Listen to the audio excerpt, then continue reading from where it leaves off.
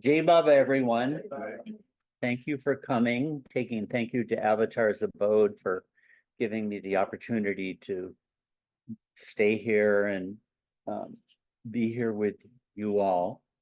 This is the first in the second 5-part series that I'll be doing between now and late May. The first series began this past Monday, and it will be focused on this book, Creation and Its Causes. This was published in 2022, and it's a compilation of the lectures Baba gave to the Meher Ashram boys in 1927-28, during the very period that the Prem Ashram was coming to birth. This past Monday was the first on that topic, and it was historical, predominantly historical. This series is something completely different than that. So although we will cover some of the same content here and there, but this is on the subject of Meher Baba's, and I'm using the word Darshana.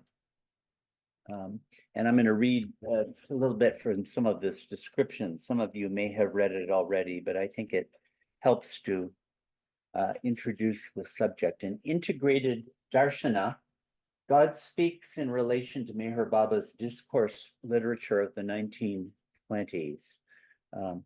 With the publication of Creation and Its Causes, this editing publishing project at the Avatar Meher Baba Trust that began in 1927 is complete. This phase, I mean, there are other works of Baba's that we're attending to, but all of this material is from the 1920s, and it includes that 39 handwritten pages of Baba's published under the title In God's Hand. I don't know if you have it here or not. It's actually available for purchase from Meher Manwani or Meher Bookhouse, if anyone, because it's not available from Nashwan. His is sold out. The next book was Infinite Intelligence, published in 2005, and that seems to be based on a series of dictations, lectures that Baba gave probably to the men Mandali, probably between about March and June, July 1926, the early Meher period. The next major publication was Tiffin lectures. Tiffin means lunch. And these were, the core of these were talks that Baba gave to the Mandali. These are kind of occasional talks. They're not an organized series or anything. So whatever Baba wanted to hold forth to the Mandali about on a particular day, he would do. A lot of these were given at the what's later called the family quarters, which is right where the Mehrabad dispensary is. I don't know if any of you know where that is. It's right on the edge of Aragon village. Almost exactly that place was a house that Baba came to own and gave it to the use at that time of one of his disciples, Kaka Shahane. And Baba would go there on Thursdays, Guruvar, that's the word for Thursday. Guru means guru and var means day, Guru's day, and would hold forth on various topics. So these are really, could be characterized as the spiritual training of the Mandali from the Gyan or intellectual standpoint. He was explaining whatever topic he wanted to hold forth on. And the last of them, of this body of material, is this Creation and Its Causes. And that was something completely different. These were to these boys, 12 to 16, 17 years of age, who were part of the Meher Ashram, the boarding school, housed up on the crown of Mehrabad Hill in what is now Meher Retreat. The second floor in the tower had not been built then. It was just that stone water tanks, which had been opened up and made into rooms. And Baba would, at the beginning of the series of talks, go to what's now the museum, if some of you know that. It's the room facing Baba's Samadhi. And then from December 20th on, Baba began to seclude himself in what's was then called the crypt cabin. It was this puzzling, odd structure which Baba instructed them to make, and nobody could make any sense of it. It had this really small, and then had this platform and this excavation beneath it, where Baba would go to sleep. Get that concept? That's where his grave is now. But no one knew that at the time. And so Baba secluded himself there for 2 months, and he would go to the window. If you know, and if you go into the Samadhi, at the right-hand side, there's a window there. Baba would come to the window about 7:30 every night and give a discourse to the Mayor Ashram boys. They had a platform that was built there, a little pandal overhead. So it'd be dark, right? 7:30 in December, January, completely dark. Lanterns lighting it up. Almost certainly they had boards with certain charts Baba had prepared, and he would hold forth to these kids. So anyway, that Mondays will be our sessions for that. Amazing, amazing topics, not kids stuff at all. So all of this stuff except for In God's Hand, was all discovered soon after Meher Baba dropped the body. Erich sent Balna II, who was visiting at that time, to what's called the Rice Go Down. Any of you seen the Rice Go Down? It's worth, memorable site at Mirzad. It's on the women's side. Go down means storage room, and so they kept the rice there. And Erich must have had the idea that something was there. And Bal found this leather briefcase and brought it back. And it turned out to contain the source manuscripts for Infinite Intelligence, Tiffin Lectures, and Creationist Causes. I mean, unbelievable find. I mean, if that had gotten lost, what would have been lost to humanity? So that's been a major focus over all these years. The reason I'm mentioning it is that with this, all this available, the only missing item being, of course, the book, Baba's book, and which hasn't been found yet. But we have a full picture of Baba's discoursing during this early period, before he went to the West, when he was still addressing himself to live audiences, small groups, most of them people intimate to him one way or another. And he gave a whole body of explanations. And now for people with that interest, of whom I would number myself one, the question arises, how do you relate this, what Baba gave at that time, to his the classic work that we have of his in God Speaks and Discourses and Everything and the Nothing from the 30s, 40s, and 50s and 60s. So that's part of what the purpose of this is, these sessions, giving a global picture of Meher Baba's, and I'm using the word Darshana, which I'll be coming to in a second. Of course, the spiritual philosophy, implicit or explicit, of the avatar always has a colossal impact on humanity and becomes the foundation for the dominant worldview for vast numbers of people for centuries and millennia. I mean, you can see that with the Buddhist picture of suffering and the escape from suffering.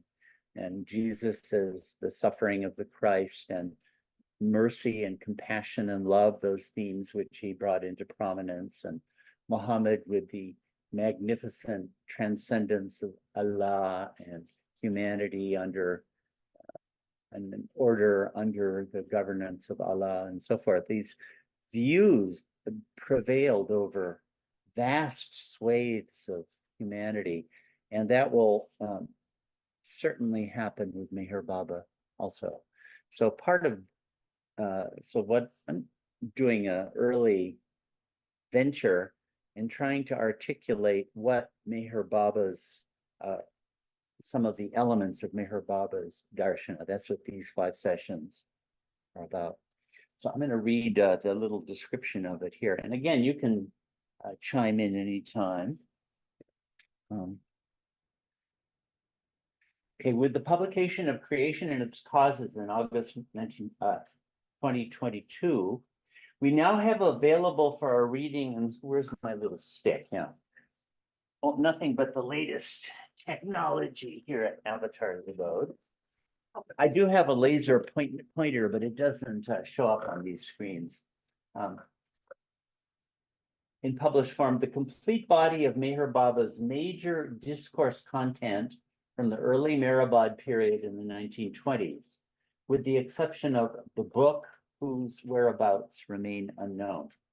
Despite this one huge hiatus, we can still say that the combination of In God's Hand, 1925, Infinite Intelligence, 1926, these are the years where Baba probably gave out this material, Tiffin Lectures, 1926-27, and Creation and Its Causes, 1927-28, provides us with a comprehensive account of what we could call the Avatar's early Mehrabad dispensation. How does this extraordinary body of content integrate with Meher Baba's classic philosophy and teachings of later decades? In particular, what is the relation between this early material and God Speaks, 1955 was its publication date, widely held to be Meher Baba's metaphysical masterpiece? Certain fundamental themes characteristic of Avatar Meher Baba's message to the modern world are common to all of his discourse from the earliest to the latest. And I would, to reemphasize this, I don't see any fundamental contradiction or major disparity between the early material and the later, but the early adds a lot to the picture. His metaphysics could be summarized in the 4-word sentence, God alone is real. So if anyone, what is Meher Baba's metaphysics? This is the 4-word essence of it. God is everything, and the created world is a manifestation of the nothing. The path to the realization of this great truth is accomplished through the long journey of the soul. Meher Baba gave to this narrative the name, the divine theme. That's actually the specific topic today. It represents one of his greatest contributions to humanity's understanding of spiritual truth.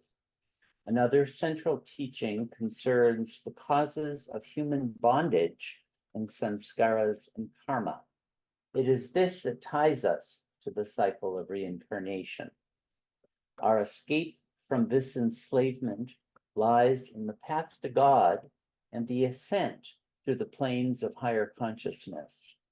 There are several great paths or yogas, Gyan, Karma, Bhakti, in standard traditional Hindu idea that Baba accepted. Yet the most important of these is the path of love.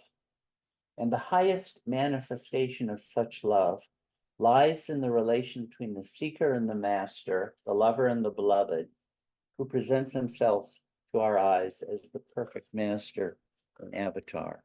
So all of this you'll find in all of Baba's discoursing from beginning to end. All of these foundational themes feature in Meher Baba's discoursing throughout the nearly 5 decades of his avatar career. Yet his discourse in the 1920s brings into view perspectives that may seem strange and unfamiliar to close students of God Speaks and Discourses. One such theme is the dichotomy of thinking and the imagination. The scope and significance of the imagination, as explained in Infinite Intelligence, could never have been guessed at from Meher Baba's later writings. Turns out this is a really important theme. And if Infinite Intelligence had been lost, if the manuscript had been lost, there's only one manuscript, we would have no idea of this. Baba never explained it again. The scope and significance, in God's hand, those 39 handwritten pages of Baba's provide us with what we could call an illuminationist philosophy. Throughout this early literature, we are introduced to another major dichotomy, pran and akash, energy and space,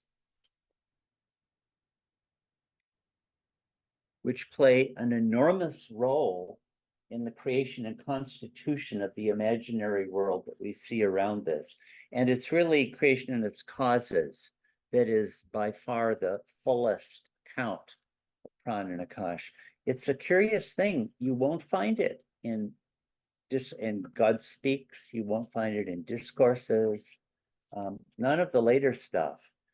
There were the Meher Message, the Meher Baba Journal reproduce some of what Baba gave out in Creation and Its Causes, but it's a big part of Meher Baba's spiritual philosophy and Darshana, as it turns out.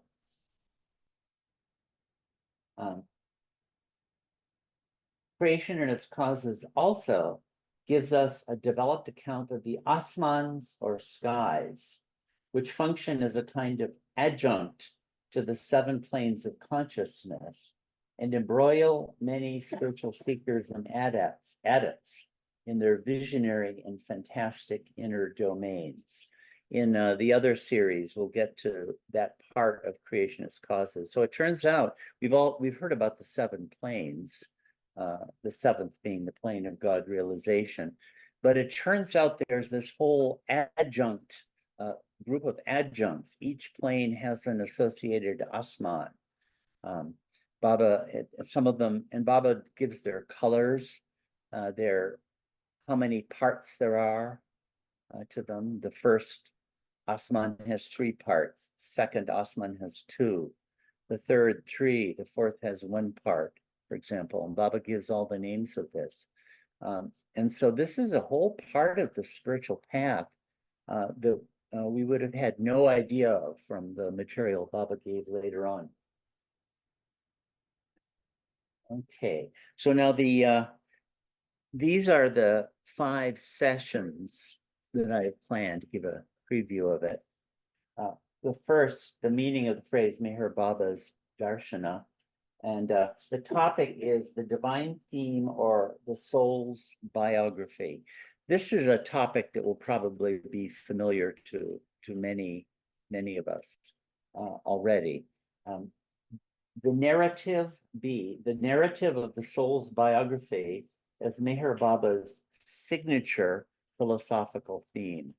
Meher Baba seems to have made this the philosophical idea that he put up front from quite early until quite late. It's like the one idea he gave out to the public. Maybe his most important quote unquote philosophical idea, although there are other really big ideas too, but it's the one he featured. The history of the divine theme from 1926 to 1959. I put in 1959 because that's the year of publication of Stay with God, which is an important treatment of the divine theme, actually.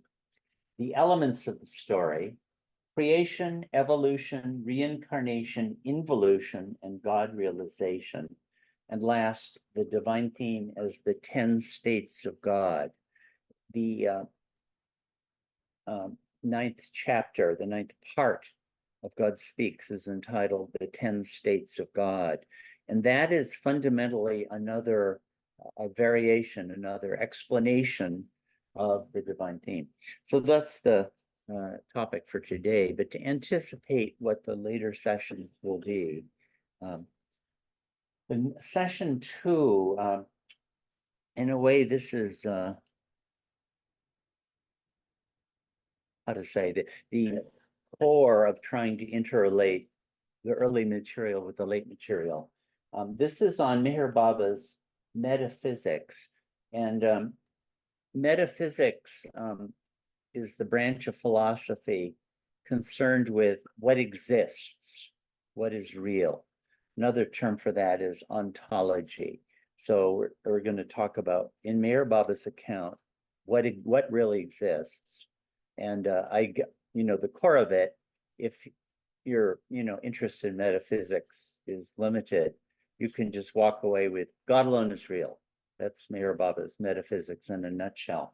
But he developed this in terms of these terms, the everything and the nothing. He made those into major philosophical terms. I'd be curious when the time comes that people study these things more, whether these were used as major philosophical terms before Baba. I haven't encountered it. I think they are used that way now in some fields. Or light and darkness. This is the illuminationist pair of terms referring to the same thing. The Islamic term for illuminationist, by the way, is Ishraqi. It's an important school of Sufi philosophy derived from a man named Suravardi. Then topic B, thinking the imagination and the role of the imagination in Meher Baba's Darshana. This takes us back to infinite intelligence. So then, how do these fit together? So that's really the core of that topic. And I think it's a very important aspect to Meher Baba's Darshana for people interested in that. Then Pran and Akash as the primordial dichotomy within the imagination. The imagination is the illusion, and it appears that the very root dichotomy from which it emerges is Pran and Akash. Pran is energy, prana, same word, and Akash is, you could say space, but it's space in the sense of capacity for something to happen there, receptivity, an opening, something like that. And then the last will be Meher Baba's 2 creation narratives. I've been really struck by this. Many of us who have read God Speaks and discourses and other things would be acquainted with the creation, Meher Baba's featured creation narrative. That is, God asked, "Who am I?" And the creation emerges in the effort to answer that question, the whim of God. That's the primary one. But it turns out that there's another creation narrative involved from Pran and Akash, which is, again, most fully explained here. Although when Baba wanted the film made, he didn't bring up the Who Am I theme. He brought up Pran and Akash instead. So that will be the topic next Friday, ontology or metaphysics. And then the third session is going to be cosmic architecture. Are you all with me still? I'm plunging, right? Trying to give an overview of all of this. I distinguish, people will use the word eternity, meaning forever and forever and forever. To me, it doesn't mean that. I distinguish between what I would call eternity and perpetuity. Something that goes on forever and forever and forever is perpetual or perennial. But eternity means beyond time altogether beyond time. So cosmic architecture is the term for things that are always there, that are perennially part of the design of the created universe. And Meher Baba had major stuff to say about this, it turns out. Baba would often say, "Oh, these discourses give me a headache," all that kind of thing. And let's play cards or play 7 tiles and all of that. And you might begin to get the impression that his philosophy and teachings doesn't have much to it. That is not true at all. The stuff he gave out was amazing. And some of it is clearly relatable to prior traditions. Some of it is really contributions of his that I haven't seen in earlier literature. We're going to need to have more people who really study this in depth, and I'm sure the future will bring them forth. A lot of us are more on the dinosaur end of things and might have to wait until our next lifetime before we jump into this. But these are some of the principles of cosmic architecture. First, the divine foundations of the cosmic order. They're all based in the nature of God. It's from the top down in that way. So here are 3 big principles. God's triune nature as knowledge, power, and bliss, and its cosmological consequences. Again, this appears to be a trinity, as far as I can see, that originates with Baba. We'll have to talk about that, and there are questions involved in that. But it's very central to Meher Baba's teaching: knowledge, power, and bliss. And those are the basis of the mental, the subtle, and the gross. Those are the shadows of knowledge, power, and bliss. And it turns out those are also the basis for the 3 great perennial paths to God: the path of knowledge, or Jnana Yoga, the path of action, or Karma Yoga, and the path of love, Bhakti Yoga, which is rooted in bliss. So we'll get, yeah. Well, can I ask you a question? Yeah, please. The Vedantic creator, preserver, and destroyer, do you not see an easy fit with? Not with this one, but it's the second of these big principles. I don't see a fit with knowledge, power, bliss. Those are the triune nature of God, but these to me seem to be the basis for change, a different principle, but we'll talk about that. Yeah, Brahma, Vishnu, Mahesh is or Shiva, the names used within Hinduism. And Baba took that on board from early to late. There's very important treatment at infinite intelligence, and also God Speaks goes into this. In God Speaks, Baba had dropped the Hindu names. You won't hear Ishwar or Brahma, Vishnu, Mahesh there, but it's the same thing. And that's a really, really basic principle. In the Abrahamic religions, an important characteristic of God is creator, right? And that's there for Baba too, but it's creator, preserver, destroyer. Those are aspects of the same state of God, the 3rd state of God in the 10 states of God. And then the 3 states: wakefulness, dream, and sound sleep. This comes, into the domain that we experience intimately on a part of our daily cycle. And it turns out that these are actually, this is actually a cosmic principle. There's a deep significance to them. And in this respect, Baba is close to Vedanta, which holds that also. And the last topic here is self and the other, microcosm and the macrocosm. And so anyway, we'll get to that. A very, very important principle of Meher Baba's Darshana. And then the 4th session will come into more familiar ground to people who study, say, the discourses and other things. That is bondage, samskaras, and the operation of karma. Baba really had a lot to say about, on the topic of samskaras. It's a very old word, thousands of years old, and to a certain extent, it's an old concept too. But I've made some effort to try to find an earlier tradition where the topic of samskaras is significantly discussed. And it gets mentioned, but I haven't seen the kind of delving into it that we see with Baba. Baba himself mentioned this. He said, 1926, he said, this just who has ever gone into sanskaras in the way that I have? Nothing. You'll see it in some of the shastras here and there, but it really hasn't been explored. Yeah. Do you see any difference in the two spellings of samskara and sanskara, or are they identical? They're the same. Sam is the Sanskrit. It got turned into San when it gets Hindi and the modern languages.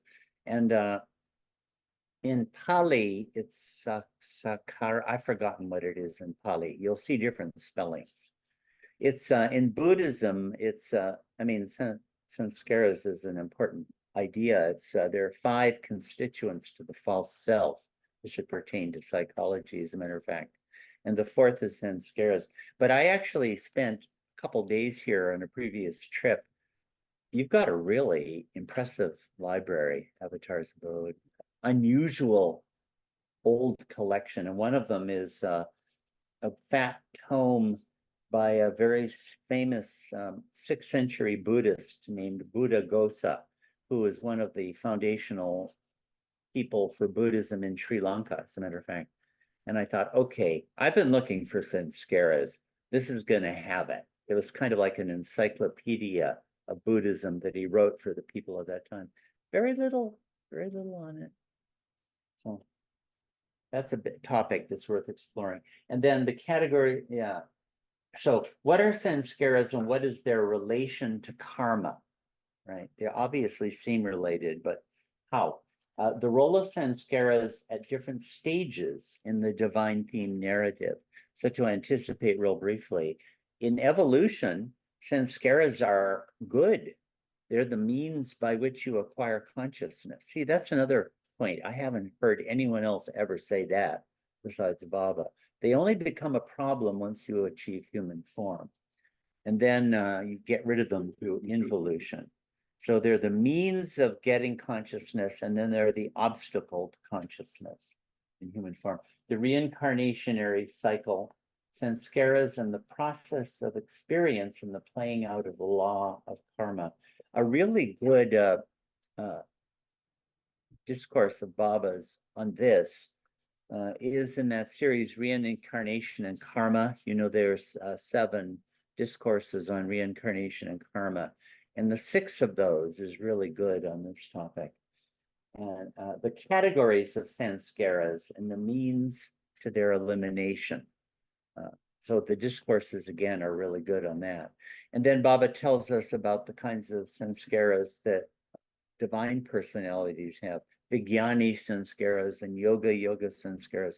For a God-realized personality, a perfect master or avatar, to be able to make contact with us at all, they need to have sanskaras, or else they can't touch, you know, so they have yoga sanskaras. And then the last one will be on the path to God. The 3 great margs or paths, those would be devotion, action, and knowledge. Bhakti, karma, and gyan are the Sanskrit words for it. And these are well known. The Bhagavad Gita is a master exposition on this. It's one of the greatest scriptures, and it's centrally concerned with the 3 great paths. You'll find this in Meher Baba's discoursing from the infinite intelligence right through to the end. He accepted this formulation, but he gave the metaphysical foundation for it, which has never been given before that I've seen. That is knowledge, power, knowledge, action, and devotion. Gyan, karma, bhakti are based on gyan or knowledge, the triune nature of God. God's nature is knowledge. Karma yoga, or selfless service, is a synonym that Baba gave, is based on God's nature as power, since action involves the exercise of power. And bhakti yoga is based on bliss, because, you know, for bhaktas, love is nothing but fun and bliss. It's working with bliss. God's nature is bliss. So then the preeminence of love, Baba certainly gave that the number one theme in his Darshana. And the role of the master, the dynamic of love, obedience, surrender between the disciple and the master.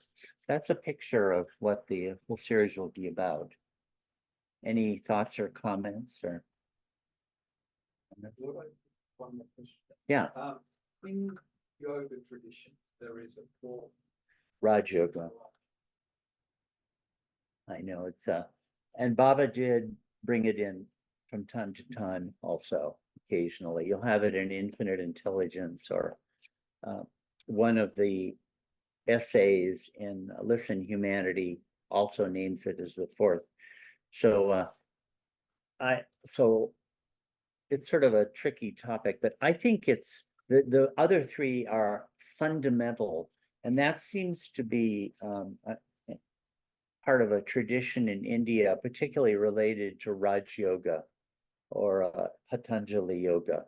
And Baba seems to have indicated that you can get up to the fifth plane that way.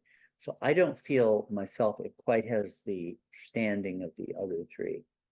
But it's a good question. Other people might disagree with that.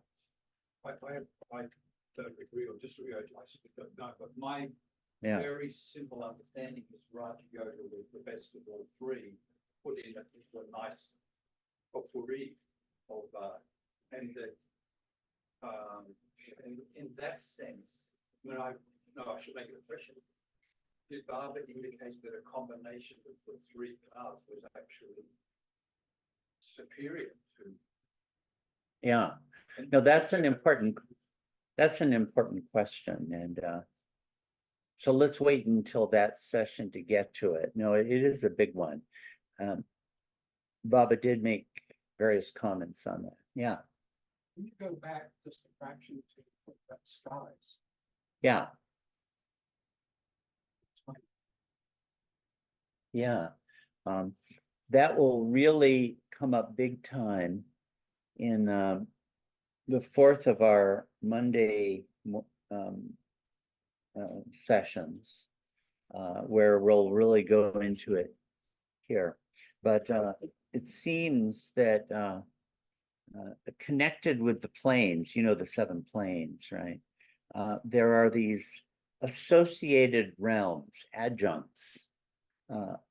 And if you wander into them, you're very likely to get ensnared there. And the fastest route, Baba said, was the path through the plains. He gave this analogy. He said, suppose you're traveling from Ahmednagar to Bombay, okay? Going by the plains would be like, the railway stations. There are major railway stations along the way. And the asmans would be like the cities or towns if you leave the station and go outside. So they're connected and associated. But if you do that, you can't progress from there. You have to go back to the station if you want to move on. And they're very alluring also. So Is this anything like cities? well, the cities would be part of what you experience on the Asmans. Yeah. See, Baba didn't drop this explanation after the talks to the Mir Ashram boys. Isn't it funny? He had such a big theme as this. But it seems to me most probable that that's where a lot of the musts were. They got lost in the, yeah. You just get completely intoxicated and drunk, and also it's probably very bewildering. Is anybody on one of these asmans that can speak from experience?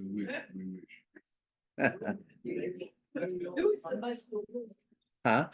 But Baba did say that if you're traveling with a master who take through the plains, the master, you can see the asmans from a distance, but the master doesn't let you go there. You know, these advanced souls are absolute giants compared to people like me, you know, total gross plane beginners. But from the standpoint of a master, they're probably like kids, you know, like, oh, daddy, I want to go ride the Ferris wheel. Hey, look, I want to buy an ice cream, you know, and it's like the master, I bet it is like that for them. And they're constantly reining them in and disciplining them. I bet that's the case, you know. Yeah. So now, okay, anything else before we go into? So you know, the divine theme is nicely represented by this chart, very famous chart by Rano Gailey. By the way, this chart was not in the original edition of God Speaks. She created it afterwards, got put in the second edition. But the divine theme is a narrative. Let me read this. The divine theme as the biography of the soul. The biography of the soul. The divine theme relates the story of the soul's journey from its original emergence as a drop soul, or jivatma, at the moment of creation, through the evolution of consciousness, reincarnation, and involution, culminating in the realization of God. So the divine theme is a narrative, it's a storyline. Since each of us is in reality the soul or Atma, the divine theme is for each of us our own personal narrative. In this teaching, the Avatar has given us, for the first time in human history, a full account of who we are, where we came from, and what our final destiny is. Again, if I'm mistaken about this, I would like to be corrected on it, but I haven't seen this theme given before ever. There are pieces and intimations and bits of it to be found here and there, but it seems to be an original revelation by Avatar Meher Baba. And he gave it first in Infinite Intelligence, as best I can see. I haven't seen it before that. And the God Speaks is built on it. It's right at the core of God Speaks. The last important treatment, as I mentioned, was, I think, Francis Brabazon's Stay with God, the third book there, God Speaking, gives a poetic rendering of it. Very, very beautiful. Baba said, Stay with God gives life to God Speaks. And that's the part of God Speaks of which that is most obviously true. But I'll be saying a little more about the history. I did a whole 9-day program at Marana on the divine theme, and we went over the history of it a lot. So this is, I feel, and I admit, where Meher Baba is concerned, I'm not altogether objective. I tend to be pro Meher Baba, but I think this is one of the great ideas in the history of spiritual tradition.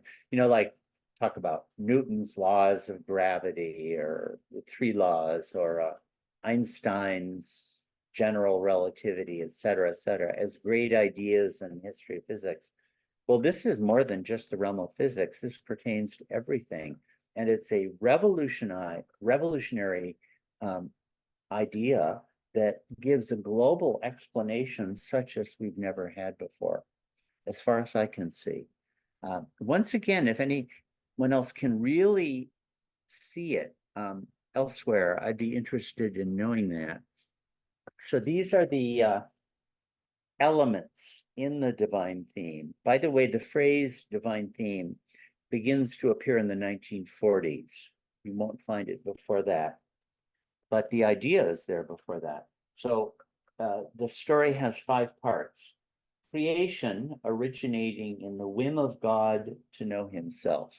Who am I? Then the evolution of consciousness through the 7th kingdoms of evolution: stone, metal, vegetation, worm, fish, bird, animal, culminating in the achievement of human form, where the soul begins to pass through the cycle of reincarnation. There's no further evolution. Baba said evolution ends with the human form.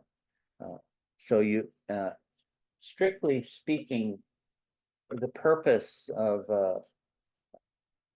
the purpose of the question, who am I, has been fulfilled in the sense that the soul is fully conscious. Now, so, okay, I'll go through this. Then in involution, this is beginning of the return journey from human, it's still in human form. You reincarnate in human form, but you cease to experience the gross sphere and enter into the experience of the inner worlds. That would be the subtle and the mental. The subtle sphere is planes 1 through 4. The 4th is the threshold between the subtle and the mental, which is the 5th and 6th planes. That's the involutionary journey.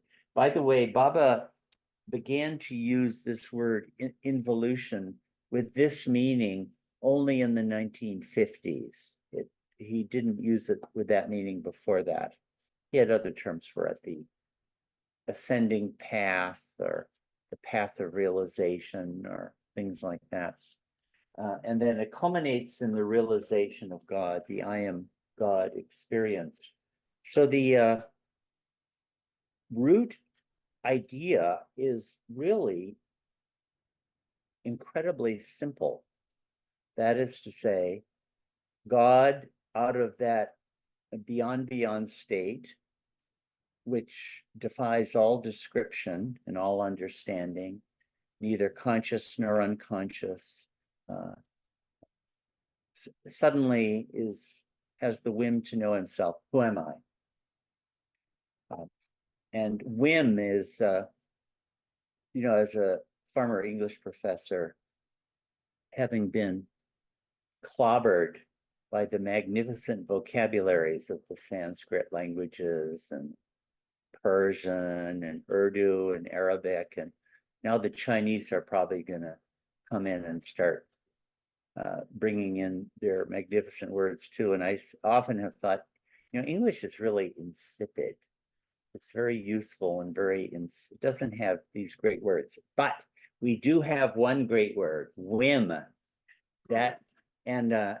It's magnificently expresses this. We'll get to that next time. But something that's spontaneous and unmotivated. God had the whim to know himself. By the way, the word whim, if you research, etymology is the history of words, where they came from. Like most English words come, say, from the Anglo-Saxon, from Germanic, or through French from Latin, or else some modern borrowings from Greek or that sort of thing. Well, whim just popped into the language from no known source in the 1600s. Suddenly, boom, there it was. Isn't that great? Great. Find out who was the original whim. Yeah, the whimster. Yeah. The original form of the word was whim-wham, actually, and then it became whim. No etymological history. So I think that's another confirmation of greatness of the word.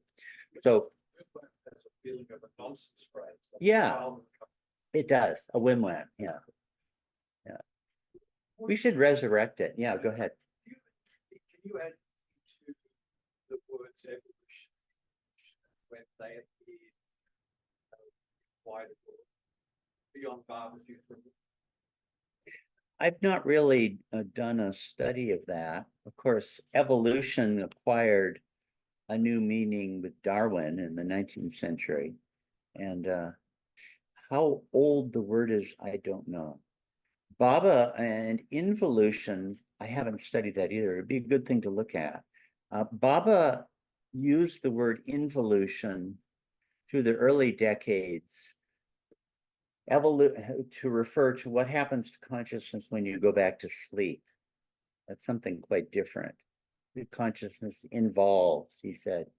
And you'll find that in the 6th edition of Discourses, which still carries the earlier usage. But with God Speaks and in the 1950s, Baba began to use involution to designate the return of consciousness with full consciousness back to the realization of God. So two quite different meanings. Very different, yeah. So you can get a bit tricked if you read some of the earlier stuff. When they did the 7th edition, they changed that. So they made involution, they brought it into conformity with God Speaks. But in the 6th edition, not so, yeah. So God has the whim, but for God to be able to answer the question, who am I? God has to be conscious, right? You can't know yourself without consciousness. So the first whole phase of the divine theme is, by the way, when God asks the question, who am I? Simultaneous with the arising of the question, God has the knowledge, I am God. For 10 states of God buffs, that's state 2B. 2A is infinite unconsciousness, and 2B is infinite self-consciousness. And so that realization happens concurrently with the arising of the whim. Yeah. I was just thinking, when wham is perfect. God has the whim, wham, creation springs into being. We should resurrect wham. Wham is the creation part. Whim is what God does, and wham is what happens to us.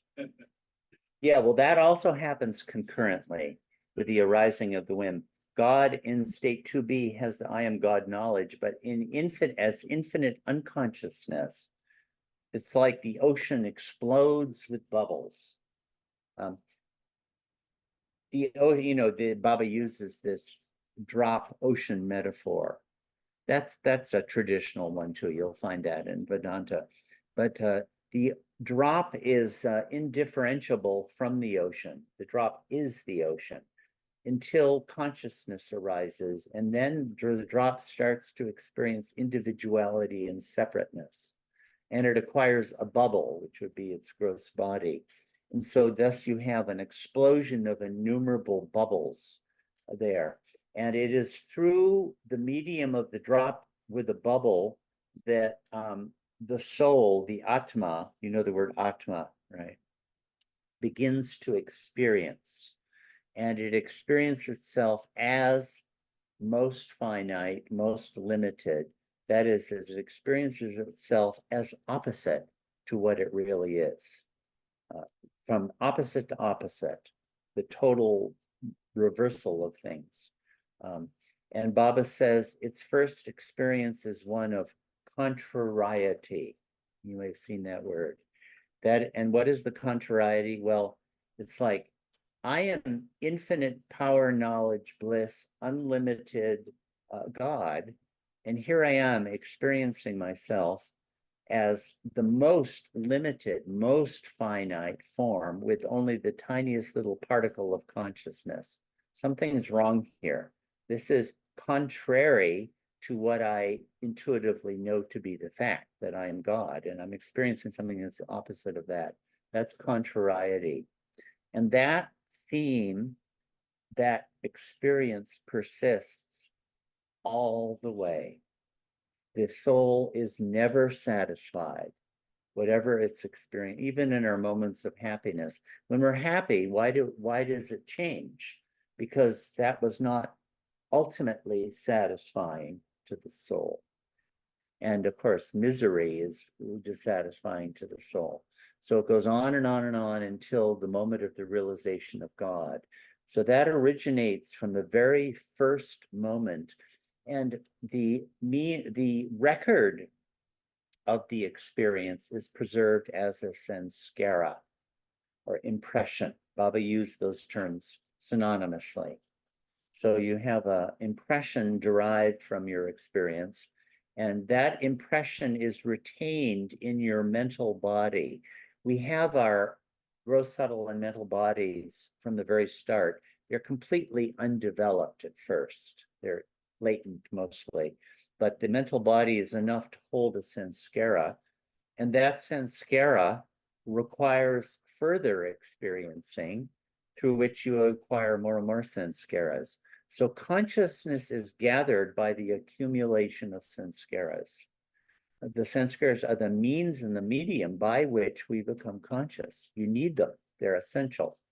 And you go through all the 7 kingdoms of evolution. Will we say more about that? We probably won't, matter of fact.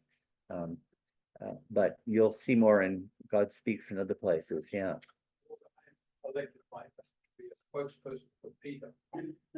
Ah, all right, you're gonna channel PETA. Ideas between discourses and God Speaks. I got like we've heard that the Avatar is the first soul to go through the whole journey. But in God Speaks, it talks about state 2B, and I wondered if that state that the Avatar is brought down. The Avatar state would be 2C, actually, which is, in fact, I have it right here. Whoops. So this is 2A, infinite unconsciousness. 2B is infinite consciousness, the I am God state. Not just infinite consciousness, but God's infinite consciousness of himself and unconsciousness of the creation. And 2C is the state in which God has power, knowledge, bliss, infinitely conscious of himself and infinitely conscious of the creation also. And that's what descends with the first Avatar, 2C. The first Avatar did not go through the. Yeah, well, strictly speaking, Avatar pertains to what happens to that first soul when it achieves the realization state. We could loosely say that was the Avatar, but actually the Avatar state is the descent of 2C that descends into that particular individual drop soul, the very first one to make that journey. Yeah, there are some contradictions between places in God Speaks, and Beams from the Spiritual Panorama has a really good exposition on that. Yeah. Because there has to be in a way, because we're talking about first, Yeah. and yet there will be, if it's an ongoing cyclic thing, it's ongoing. So to get to a point where you could say this was the first, perhaps after a Mahapralaya. But it seems that there cannot be a third. This is a paradox. Yeah. Within time, we think of first, and first is a time-bound concept. Yeah, I know. And this is constant. This is beyond time. Well, Lord, we're worried that you sound worried. well, you know, an important little piece of information relating to this, which then I'll dodge because it's such a difficult question, is actually to be found in your very archives. Francis took these notes from Baba for a new edition of God Speaks, and one of them does pertain to this, as a matter of fact. But that's all I'll say. It's such a big question. Francis never wound up doing the new edition of God Speaks, but really speaking, Baba hadn't given him enough to do it. Baba was saying, remind me of this, remind me of that. But then Baba never got back to it. But then, I suppose it's a thing, once you say it's a paradox, you take out the possibility of ever being able to Understand it? Yeah. We could come back to some of this with the 10 states of God. Yeah. Paradoxes are good. They crack the mind. Yeah. Where does Jivan Mukta? Yeah, Jivan Mukta is in the 9th state of God. Yeah. They're God realized. They've returned to creation consciousness, infinitely conscious of creation, but they don't have a duty. So some people might find that the optimal state. You get to view it, but if somebody comes to you with their problems, what you do is you say, the perfect master is that away. A nice bureaucratic pass. Some motor mechanics that have a sign up, all care, no responsibility. That's it. Yeah, that's true. Yeah. I did you ever see that Peter Sellers movie Being There? He says, I like to watch. Well, this is the state for him. Right. Yeah. So the journey from the whim of God to God realization is the acquisition of consciousness through the gathering of sanskaras. And again, I would love it if we would have people, real scholars who would delve into this, and look into Buddhism and Hinduism. But again, I haven't seen sanskaras treated this way. That is to say, they're the means, the necessary means throughout all of evolution. You never get a human form without them. But it's only when you achieve that human state that now you're infinite. Actually, in human consciousness, you have infinite consciousness. It's called that an infinite intelligence. Baba says complete consciousness elsewhere. Because there's no change in consciousness that happens there after that. What changes is what you're conscious of. And in the gross conscious human state, you're conscious of the illusion. In infinite intelligence lingo, this is called, you think the imagination.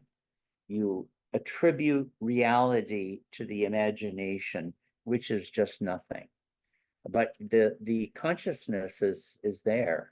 And there's no change in that happens. Well, this is a very unformed question. Hmm. Can I give it a go? Sure. You said, you brought up the term contrariety. Yeah. Contrariety. And what I gathered was God is both enormous and tiny. Right. That's contrary. Right. What is the link between resolving contrariness and love? Well, actually, I myself would say that love is the experience of contrariety in its highest forms. Because you're longing, you desire, you experience separation, you long for union. In the same way, Baba does say in God Speaks, the mind has three aspects: thinking, feeling, and desire. And he says, desire is the highest. Now that might seem odd, right? But actually, what is the highest form of desire? Love.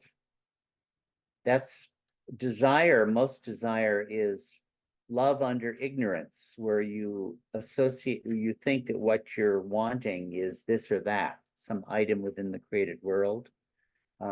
But pure love is when you finally are delivered of those illusions and realize that what you're desiring is God, right? It's love completely purified of all of that. And so I would say the ultimate experience, is a sixth plane, where you see God face to face and there's this infinite uncrossable chasm. That's contrariety in its pure form. And it's only when you experience that 100% that then you get God realization. So the sole second half of the divine theme. So again, this is a depiction of the divine theme. We'll do it right now, but in the 10 states of God, this is, the original Beyond Beyond. This term, again, came up only in the 1950s, Beyond Beyond. Baba didn't call it, sometimes he would use the word the beyond state to mean beyond beyond in some of the early literature. So you have to be a little bit aware that some of the meanings change, but creation precipitates out of this through, this is, by the way, the third state of God, creator, preserver, destroyer. Ishwar is what Baba calls it, infinite intelligence, who, as we'll see when we get to it, actually does not have the I am God experience. But then you begin the evolutionary journey through the acquisition of sanskaras, and thus the capturing of more and more and more consciousness until you achieve the human form. This is the third stage in the divine theme narrative, right? And then when you begin the involutionary journey, you discover methods of getting rid of those sanskaras, because now those sanskaras have become the impediment. They were necessary and useful. Like if you're a tiger and you pounce on a little deer, well, you need to do that. The predatory experience, and another animal lifetime, you need to be the deer. Part of acquisition of whole, of consciousness. But in human form, if you go on doing that, you're going to just, if you see a very tasty Avatar's Abode pilgrim and didn't go to the Mumbai market, just pounce, well, you're going to wind up in trouble, right? And you'll acquire it, because now you're in the reincarnationary cycle. So the conditions relating to sanskaras are completely different. That's why Baba calls the sanskaras that you acquire in evolution, he calls them natural sanskaras. And in involution, they're non-natural. The only meaning of non-natural is they're not acquired as part of the natural process of gaining consciousness. That was their purpose earlier, but now they don't fulfill that purpose. So they're non-natural. But the problem in reincarnation is that by that time, you haven't the slightest idea who you are or what you're doing. So you just spend sanskaras and get new ones. This is the wheel of karma. The wheel of the law in Buddhism is another image for that. You spend them and get new ones. You spend the new ones and get still more new ones, and opposite to opposite and opposite to opposite, back and forth, on and on forever, through 8,400,000 lifetimes. That's the number Baba gave to that. It's a traditional number, by the way, not for reincarnation, but there is something in Hinduism about 8,400,000. By the way, the dearly beloved sage Gary Kleiner gave a very interesting, pointed out something very interesting in this respect. The human chromosome there are 46 chromosomes in a gene, right? And 23 are from the ovum and 23 from the sperm cell.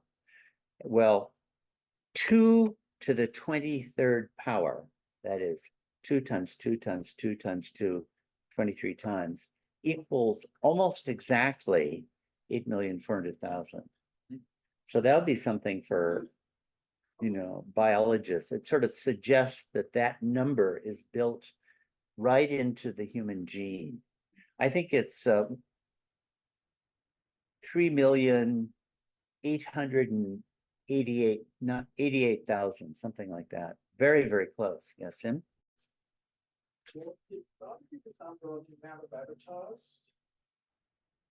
Trillions, yeah. Yeah, there is a place where Baba talks about Mahapralaya. Mahapralaya is part of the story. And I did see a piece of paper when I was working with Mirwan and Infinite Intelligence where Baba seems to, if this comes from Baba, and it must, seems to indicate that Mahapralaya occurs after 14 billion years. So we should start getting worried, because I think it's 13.8 right now. Just another 200 million years left. And Baba did say that Mahapralaya has occurred trillions of times. So the show is very old. John, did you want to? Yeah, Baba give the regular Pralaya, No, I haven't seen that, and that's, I think, a good question. The topic will come up actually in Creationist Causes right at the beginning, but sometimes he would use pralaya to refer to going to sleep at night. So I don't, this is one of the things that is supposed to be in the book. Baba said it was cycles of time. He said scientists will need to know about it. So whoever is hoarding the book, come out with it. You did say that this was coming up to the end of the cycle. Yeah, he did say that.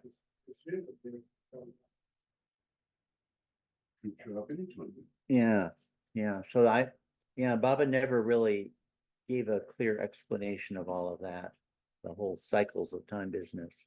So once the whole involutionary phase of the journey is completed,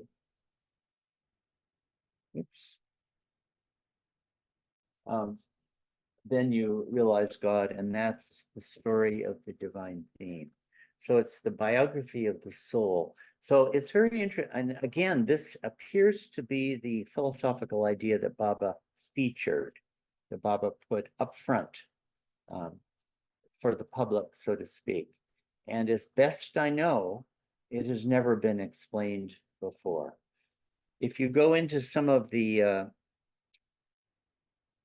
I'll say a little bit about some of the great religions of the world. I have some of these, show some of these images, because I think this sacred iconography is so spectacular, you know, all the religions. And look at these images.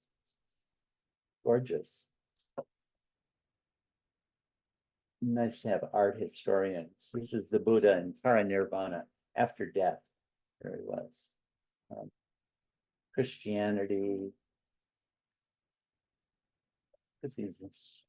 Look at the architecture of Shatra Cathedral that they came up with.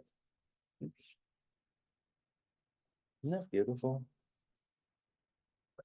And in Islam, there was a prohibition against representational art. So they did it through geometric forms. That's the Dome of the Rock. I mean, how gorgeous. How absolute. This is Bayezid's tomb. This is an image of the Miraj, the night journey where Muhammad went up to the seventh heaven and had meetings with Allah up there. And so in the Abrahamic religions, the idea of a divine theme is really quite impossible, at least in the form Baba gave it, because there, the soul, you have only one lifetime. Reincarnation is not part of the metaphysics of those religions. And the divine theme depends on that. Yet the soul has to reincarnate again and again and again. So you really couldn't have it in the Abrahamic religions would be Judaism, Christianity, and Islam. So there was a major philosophical movement called Neoplatonism. I don't know if any of you have heard of that. Plato, you've probably heard of, a great Greek philosopher. And Neoplatonism was a whole movement that began like the second, third century, particularly associated with a great philosopher called Plotinus, who may not be so well known, but he's really one of the most influential philosophers in Western history. And he's really the founding father of Neoplatonism. And it had a huge impact, not only within philosophy, but it got absorbed in Christianity completely, and also in Islam. So a lot of the theologies that developed were much informed by it. And one of the ideas of Neoplatonism, I bring this up in connection with the divine theme, is that it has the vision that everything originates in the one, which is completely transcendent, beyond understanding, beyond imagination and conception. Plotinus articulated this very well. and it descends through three hypostases. They're called three different levels. There's the intellect, there's the soul, and at the bottom, there's the world of matter. But from the world of matter, there's the urge to return back to the source. So the term for this is processional and return. That is, the entire creation emanates from God or from the one. And inherent within the things of creation is the desire to return to the source again. So this is pretty good, actually. One of the articulations of this in the Western world is called the great chain of being. You know, you start from inert matter through vegetation, through animal life, to human life, to angels, to God. There's an order of ascent. So this is, you know, has a commonality with the divine theme, I would say. I mean, the divine theme is just the soul progresses through all these things. As I say, this was a major influence on the Christian world and on the Islamic world, hugely influenced on Islam too. Islam and Christianity had shared a lot in terms of their philosophical foundations. And so there's that within the West. Now, within the Indian culture, Buddhism has an understanding of reincarnation, which culminates in nirvana, release. It's a release from the ignorant identification with the false self or ego. So, and you go through multiple incarnations, and the Buddha returns many times. There are many Buddhas over history. So it gives scope for something more like the divine theme. But again, one of the things with the Buddhism is that the self is not real. There's no such thing as the self. And also it doesn't admit the existence of a God either. So you can't really have a very good divine theme if you don't have an Atma and you don't have a Paramatma. You don't have a individual who does the journey, and you don't have a God to be realized at the end of it. I haven't, again, seen anything quite like Baba's evolution, reincarnation, involution in Buddhism either. I'm not a great expert, but I have tried to read up on it.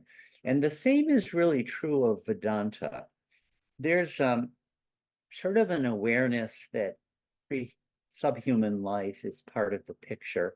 But, you know, it seems that throughout Hinduism and Vedanta too, I could get reincarnated as a cockroach, or, you know, or things like that.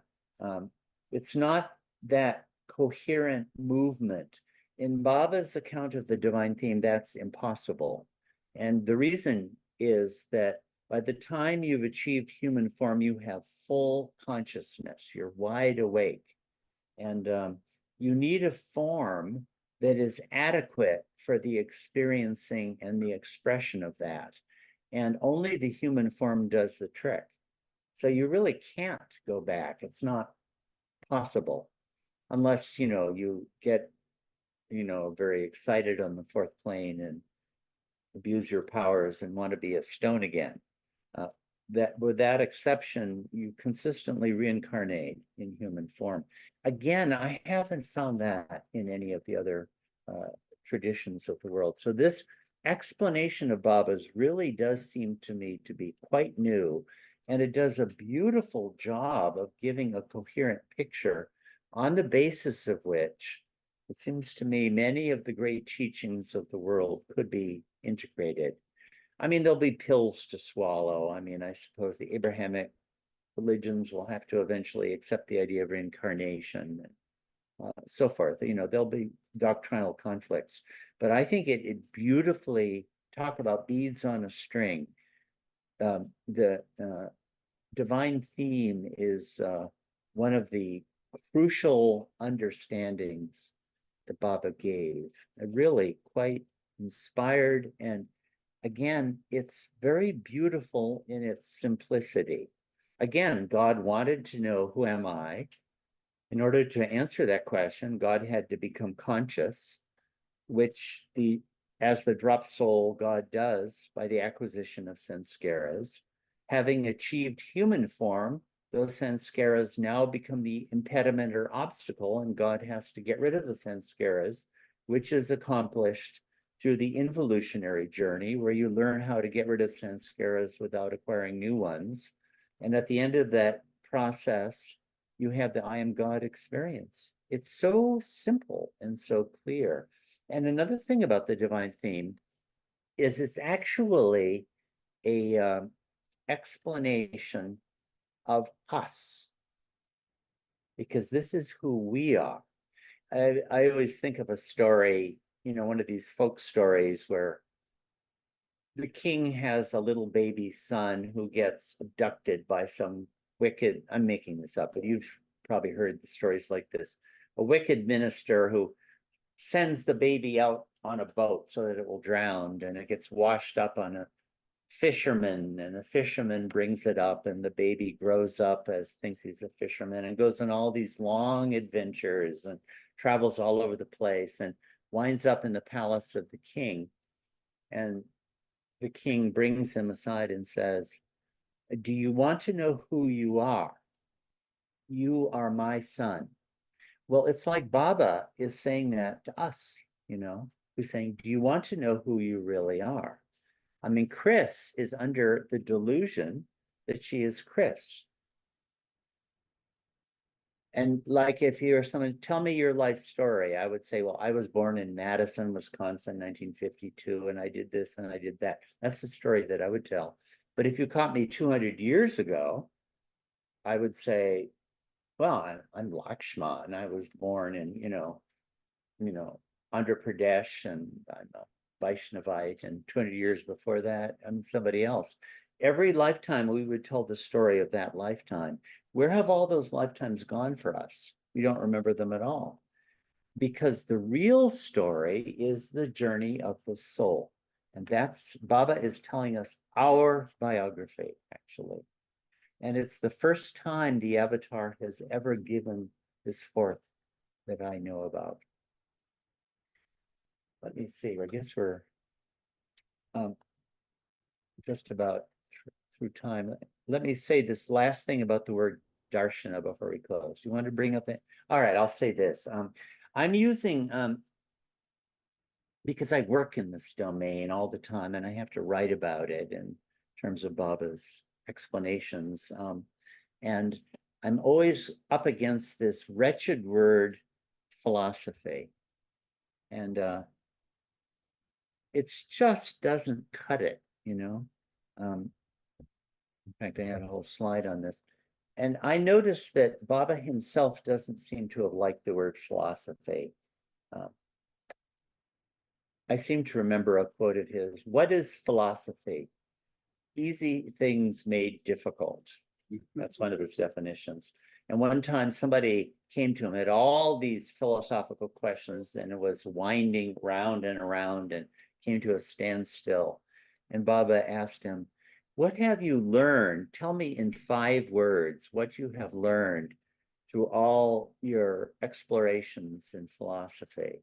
The guy couldn't say it. And finally, Baba said, I have not learned anything. That was Baba's, tended to be critical of it. And the word philosophy was nice once. Philos, phileo means to love, and Sophia is wisdom. Okay, that's nice. But right now, what it really means is the pursuit of truth purely through the intellect. And it is heavily rooted in a long intellectual tradition. If you were to go to a university and start holding forth in your philosophy, they would say, very nice, but you should start with reading Plato and Aristotle and get to Descartes and try a little bit of Heidegger and go on to Derrida. And it's like, oh, it's like I'm not allowed to have my own views on this. I've got to relate myself to a tradition like that. Baba was not doing that at all. Nothing like that. It is fundamentally a different enterprise, because Baba was himself the embodiment of truth itself. And he gave forth understandings of what is beyond understanding. He would give forth a framework of understanding that is best suited to this particular time that would help us to find God. That's its purpose. And out of infinite knowledge, he gave some little piece of it. That would be good for us. So I'm explaining, you see, when I was writing, as Meher Baba's philosophy, the word stuck in my craw. I just couldn't, so I spent a long time puzzling with this.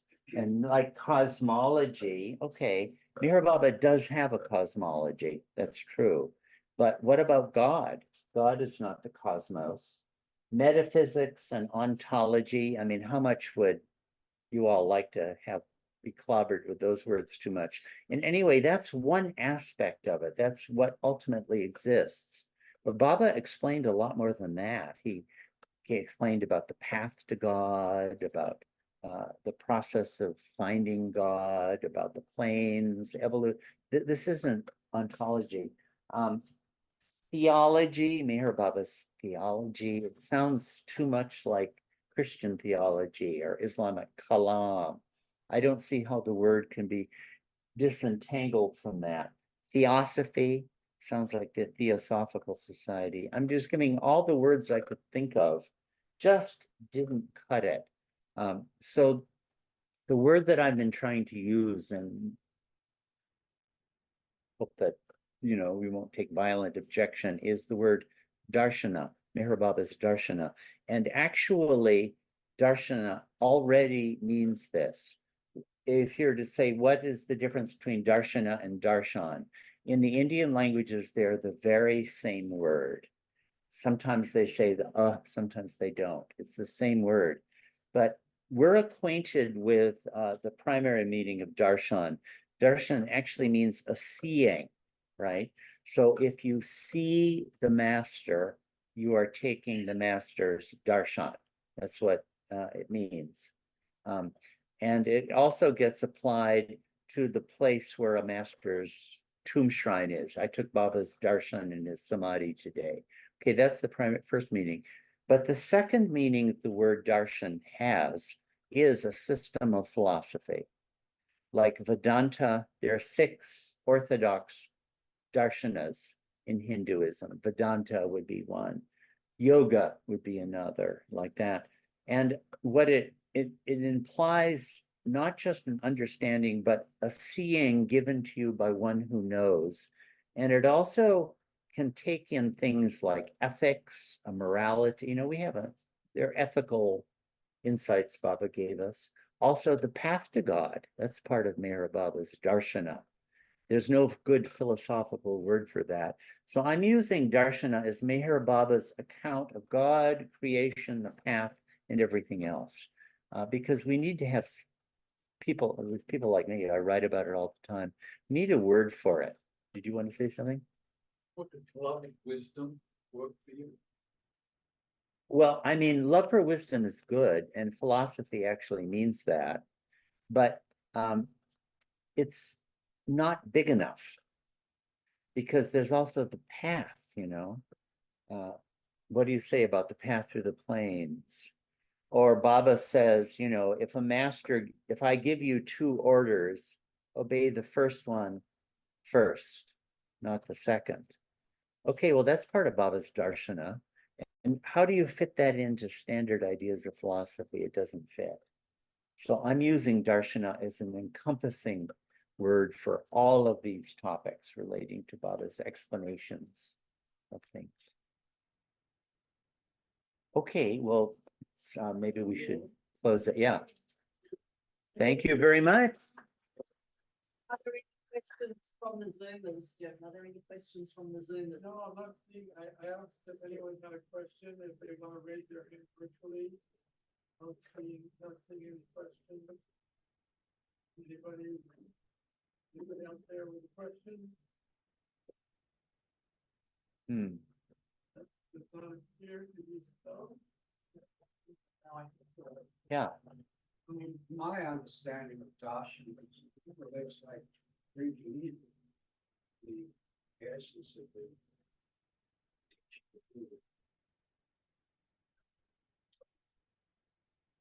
see those sorts of.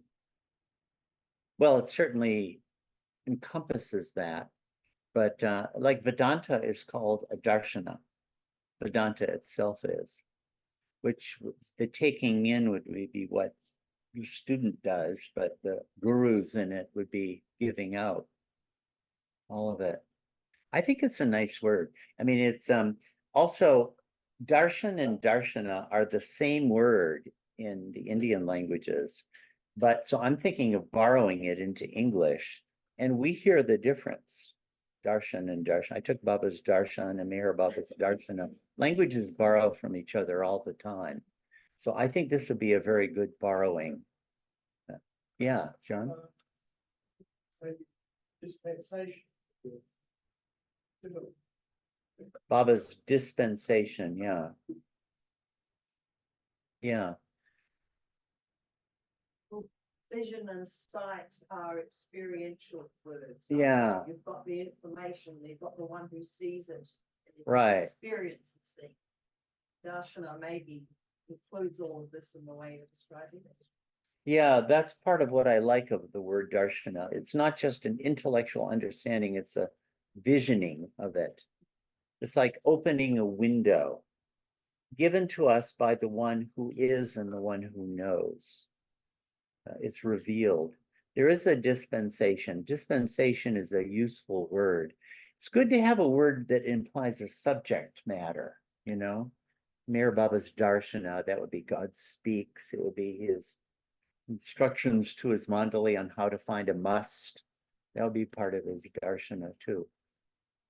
And it relates to the understanding of higher truth. I would say it does relate to the three great paths, Gyan, Karma, Bhakti.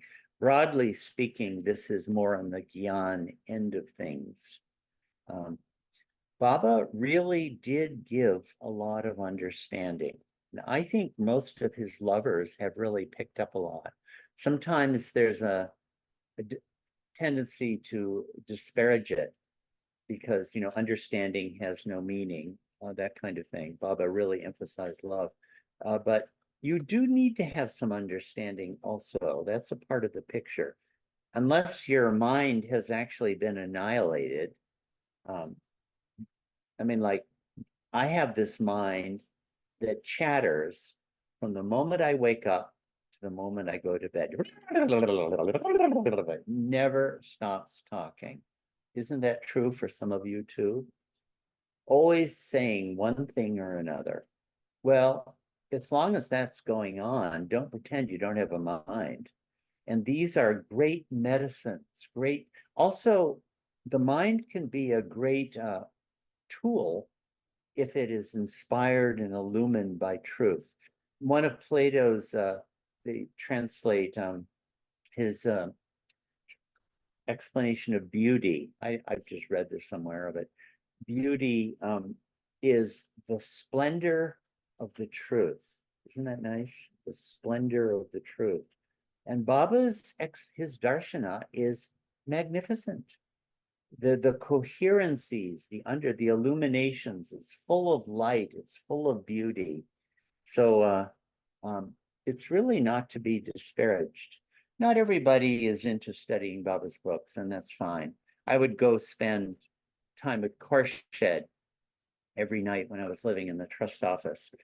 And she was not, God Speaks was not the first topic she would talk about. I didn't even meet Korshed, she was nothing like that. But she wasn't stupid. That would not be true. But she was just focused on very simple or like food or eating or things like that. Those are the sorts of subjects. So she doesn't need God Speaks. So lots of people don't. But on the other hand, it is a great gift all of this Baba gave to humanity and will play a huge role in the future. Yeah, Jen? Yeah, in the platform sutra, Buddhism, he also used the word darshan. Darshan, really? So the great event of the appearance of the Buddha is to give the word darshan. is translated into 之见, 2 words which can roughly be translated something like knowledge, vision, or Knowledge vision. knowledge. That's nice. The Platform Sutra is, yeah, one of the great foundational texts of Zen Buddhism. Yeah. Huh. They use the word darshan not in the Chinese, do they? Or when it's translated. It was translated into the, Into the Sanskrit word darshan. I see. Yeah. Mm-hmm. Anybody else want to chime in anything? And also about that first avatar, I remember in the beings that when the first soul realized God, the formless infinite consciousness as state beings acted as the avatar, as the first master. Yeah, So really the first master of the avatar is the combination of the formless God. formless God and who occupies that body. There was a place where Baba said, why is it that the first soul did not need a master to realize God? But after that, every soul does need it. And the reason is that once the first master and is the avatar and the perfect masters have appeared on the scene,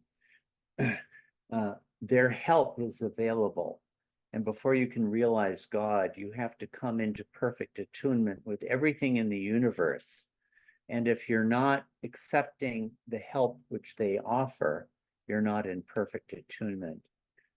Another thing between Baba's divine theme about reincarnation and the Abrahamic religions, Baba did mention that there is no fundamental contradiction between the two, because both Abraham religions talk about the birth of the mind Right. and the death of the mind, which is one song.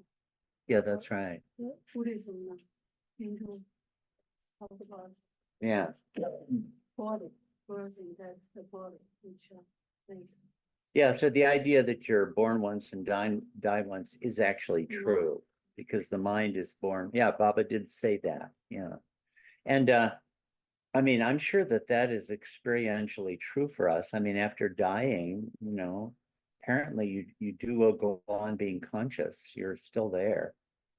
Yeah. I was just going to say, Lord, that I've repeated that, what Jan just said, what you just said. I've repeated that to a number of people over the years outside of the Bible world. Yeah. Oh, yeah, I get that. Yeah. It's like there's almost in some cases, a relief.